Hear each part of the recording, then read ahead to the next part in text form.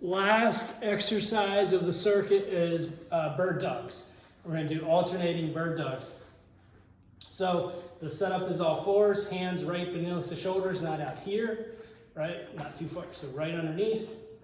And then from here, you're going to, you want to keep that back nice and straight. You want to point the toe, activate the glute, big long reach, come back down.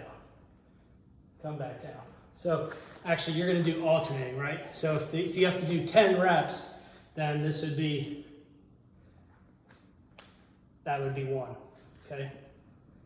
So you got to do both sides for a full rep.